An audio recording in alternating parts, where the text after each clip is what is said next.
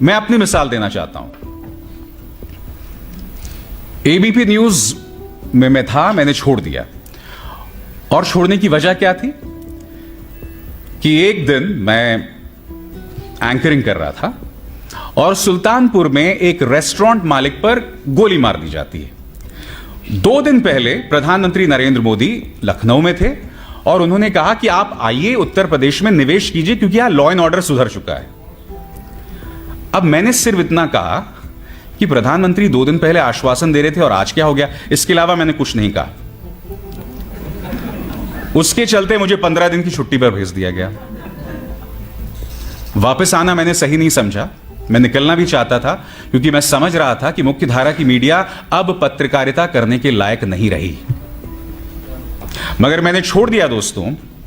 और उसके बाद क्या होता है, एक दिन अचानक मेरा ड्राइवर कहता है, सर ये जो पीछे आप गाड़ी देख रहे हैं ना, इसे मैं आज चौथी बार देख रहा हूं अपने पीछे। तो मैंने बोला क्यों? कहता है याद है आपको जब आप उस दिन मिली बाबूश के साथ खान मार्केट गए थे? मिली बाबूश मेरे बच्चे हैं। उस दिन भी एक गाड़ी हमारे पीछे थी।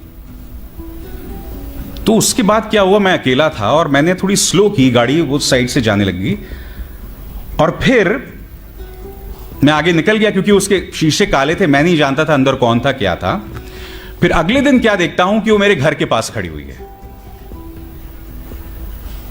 मैं पुलिस के पास गया, मैंने शिकायत की, पता चला कि वो गाड़ी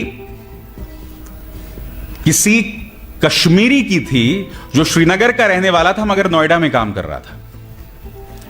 अब मुझे लगा अगर 1 इन अ ब्लू चांस कि वाकई ये वो है, कोई कश्मीरी मुस्लिम है जो यहां काम कर रहा है दिल्ली में, और अगर मैंने शिकायत को आगे लेकर गया तो वैसे ही तो आपको जानते हैं कश्मीरी और मुस्लिम तो बहुत ही जबरदस्त कॉम्बिनेशन है पुलिस को ठोकने के लिए। तो मैंने शिकायत वापस ले ली, मगर मैं समझ गया था कि इसकी गाड़ी का इस्तेमाल किया जा रहा था मुझे टेल करने के लिए। जिस चीज का जिक्र पन्नू जी ने कहा, the process is the punishment. मेरे और मेरी वाइफ के खिलाफ 13 करोड़ की टैक्स चोरी के अनाप शनाप टैक्स केसेस दर्ज कर दिए गए। उसके अंतर्गत वो लोग मेरी वाइफ के खिलाफ प्रोसिक्यूशन भी करने वाले थे क्योंकि वो मेरी पत्नी है। करीब 8 या 9 महीने तक उनके प्रमोशन को रोक के रखा गया और उनके साथ बैच था 8 और लोगों का, सिर्फ इसलिए क्योंकि उस बैच का हिस्सा मेरी वाइफ भी थी। और मुझे याद है जब ये तमाम चीजें होती थीं तो आपके अपने ही जो कुछ और पत्रकार मित्र होते थे वो उसको लेके मजे लिया करते थे और कुछ लोग कहते थे अरे कोई बात नहीं यार, अगर तुम सच्चे हो तो डरने की क्या बात है। मैंने बोला डरने की तो कोई बात ही नहीं है, भाई जैसे कहा ना कि जो प्रक्रिया है वही सजा है।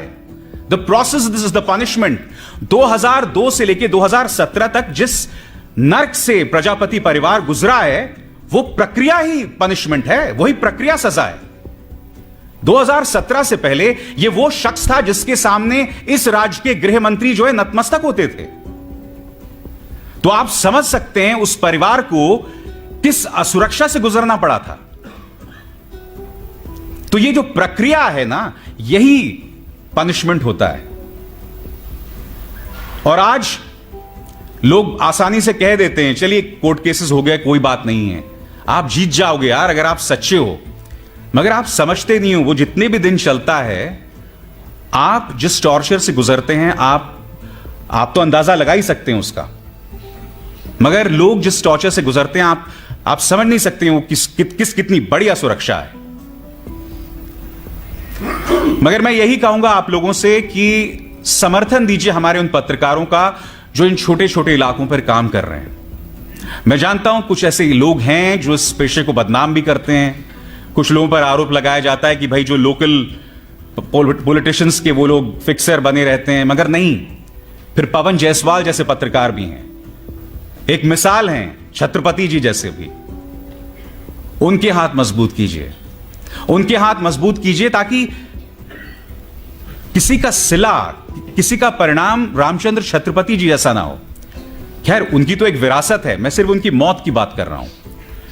वो आज जिंदा होते तो मैं नहीं जानता उनके जरिए और वो क्या क्या कर सकते थे। मगर हां, उनकी शहादत ने हम सबको एक मिसाल दी है। और दोस्तों, जाते जाते मेरा अपना वो फलसफा है, और ये फलसफा मैं अक्सर उन पत्रकारों को देता हूं जो इन मुश्किल हालात में अपना काम करते हैं। इन तेज हवाओं से घबराना नहीं है। तेज हवाओं से ना घबरा ए बाज, ये तो आती ही हैं तुझे ऊंचा उठाने के लिए।